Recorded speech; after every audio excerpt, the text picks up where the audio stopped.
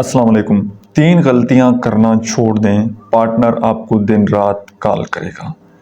سب سے پہلا کام تو یہ کیجئے کہ اپنے ریلیشن شپ میں سے بحث کو نکال دیجئے۔ اب بہت سارے لوگ کیا کرتے ہیں کہ جب پارٹنر ایک اپنا پوائنٹ آف ویو بیان کر رہا ہوتا ہے تو وہ بجائے کہ اس کی بات کو سنیں، اس کی بات کو انڈرسٹینڈ کریں، وہ اپنا پوائنٹ آف ویو وہاں پر تھوپ دیتے ہیں اور آپس میں تکرار سٹارٹ ہو جاتا ہے۔ اب لوگوں کا مسئلہ یہ ہے کہ لوگ بحث تو جیت جاتے ہیں لیکن رشتہ ہار جاتے ہیں۔ آپ کو جہاں پر لگے کہ آپ کا پارٹنر بے شک غلط ہے، لیکن اگر آپ اس کی بات کو رد کرتے ہیں تو وہ آپ سے ناراض ہو جاتا ہے، تو آپ وہ بحث ہار جائیں۔ وہ ایک بڑی خوبصورت بات ہے کہ اگر کوئی آدمی آپ کو کہے کہ ہاتھی اڑتا ہے تو آپ اس کو کہیں کہ صبح میں نے دیکھا ہے ہماری تار پر بیٹھا ہوا تھا۔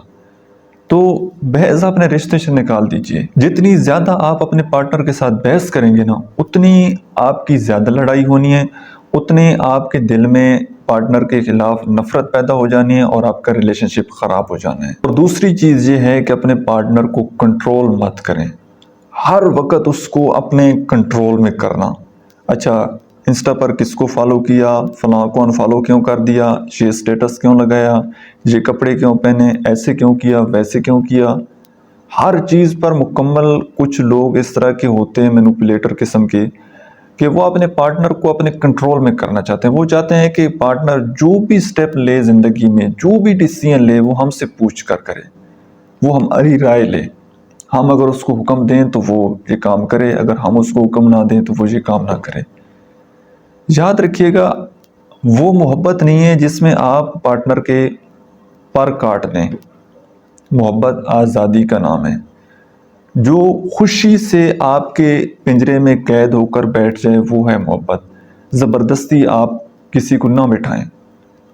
پھر وہ تو وہی بات ہے کہ آپ کسی انسان کی سیکورٹی اس سے گن پوائنٹ پر خود سے محبت کروا رہے ہیں۔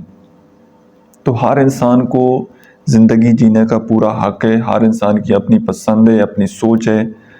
تو کسی انسان کے اوپر بقول واصف علی واصف صاحب کے کہ اگر آپ اپنی پسند اپنی ذات تک محدود رکھیں اور دوسرے کی پسند دوسروں تک رہنے دیں تو زندگی میں سکون آ جائے گا۔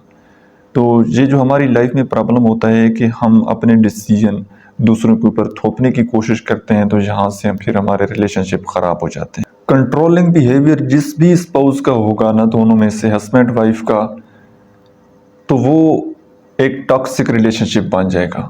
اور ٹاکسک ریلیشن شپ چلتا نہیں ہے، پھر اس کو گھسیٹا جاتا ہے، مجبوری کے ساتھ پھر اس کو نبھایا جاتا ہے۔ تو بجائے کہ آپ اپنے تعلقات کو گھسیٹ کر آگے لے کر جائیں، بلکہ ان کو انجوائے کریں، ان کو زندگی بھر ساتھ لے کر چلیں اور محبت سے چلائیں ان کو۔ اور تیسری چیز ہے اپنے پارٹنر کو ڈس رسپیکٹ کرنا، اس کو اکیلے میں، اس کو فیملی کے سامنے، اس کو کولیگ کے سامنے۔ ہر انسان کے لیے جو سب سے قیمتی چیز ہوتی ہے نا، وہ اس کی عزت نفس ہوتی ہے۔